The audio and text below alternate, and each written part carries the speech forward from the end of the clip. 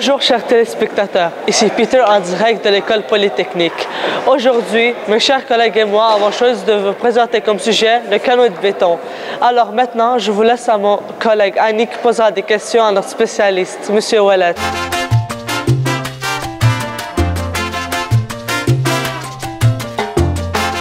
Bonjour Monsieur Ouellet. Bonjour Annie. Je vais vous poser quelques questions parce qu'on aimerait en savoir un peu plus sur le canoë de béton. Pas de problème.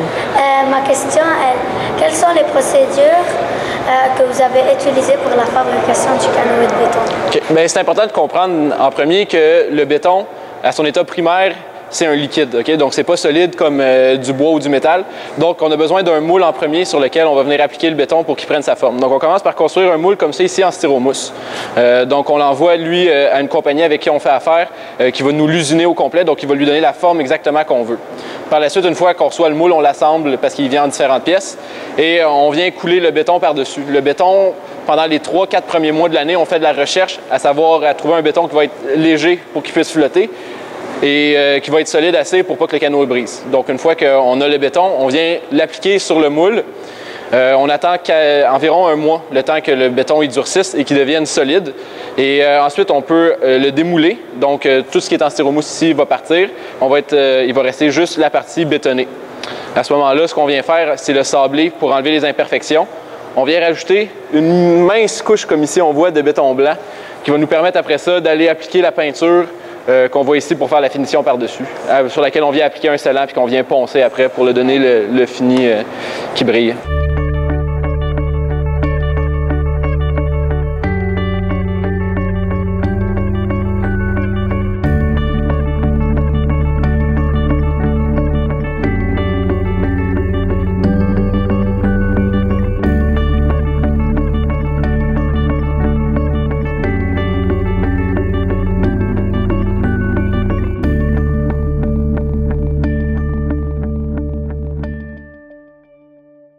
Comment faites-vous la conception de la coque? OK.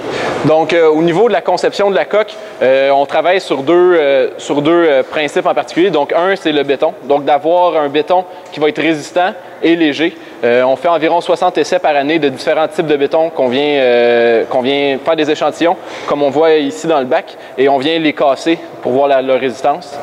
Ensuite, on travaille aussi avec des modélisations par ordinateur. Donc, on vient faire un modèle du canot sur un ordinateur qu'on vient analyser ensuite. Ça va nous permettre de déterminer, en fonction du poids des pagailleurs qu'on met dedans, c'est où que les forces vont être appliquées, où les forces les plus grandes vont être appliquées pour nous permettre, à ce moment-là, d'aller mettre plus de béton à ces endroits-là, donc avoir une épaisseur plus grande de la paroi du canot pour que ça soit plus rigide et plus solide à ces endroits-là. Ces analyses-là nous permettent aussi d'aller chercher des études en hydrodynamique, donc de voir comment le canot va se comporter dans l'eau, s'il va aller vite, s'il va flotter, où il va être la ligne de flottaison, donc la ligne où le canot va sortir de l'eau. Donc, c'est ça. Dans le fond, le modèle par ordinateur nous permet d'avoir toutes ces informations-là.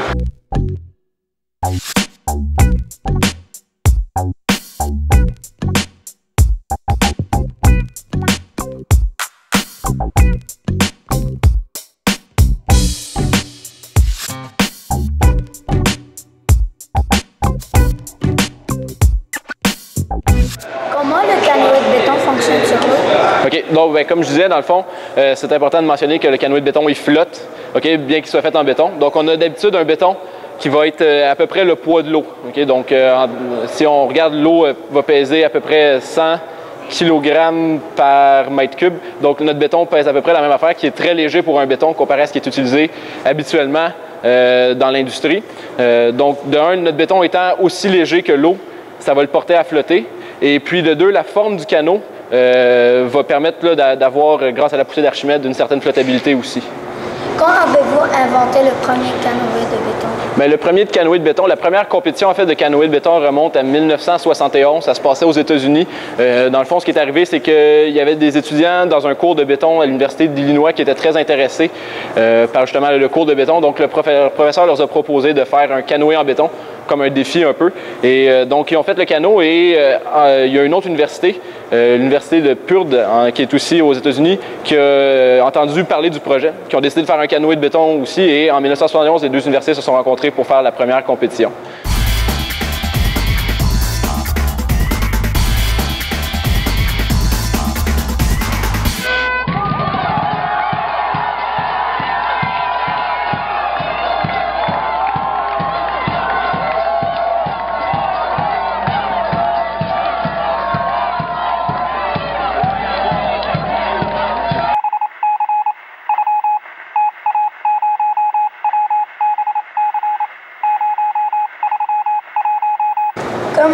ici, c'est ce qu'ils prend pour faire le canoë de béton? Oui, c'est ça. Dans le fond, on voit ici un peu là, les différents agrégats qu'on utilise. Donc, dans le fond, dans le béton, il y a deux choses. Il y a le ciment qui sert de colle et les agrégats qui sont collés par le ciment qui vont donner la solidité au béton.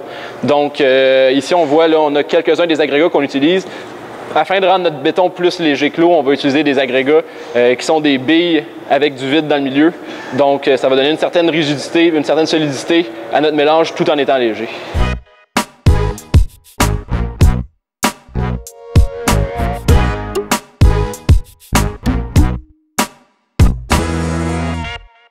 Alors, merci, M. Jean. Merci beaucoup, Amy. À la prochaine. Nous remercions notre spécialiste, M. Ouellet, d'avoir répondu à nos questions. Cela nous a aidé à mieux comprendre le concept du canot. C'est intéressant de savoir que maintenant, on peut flotter sur l'eau à l'aide du béton.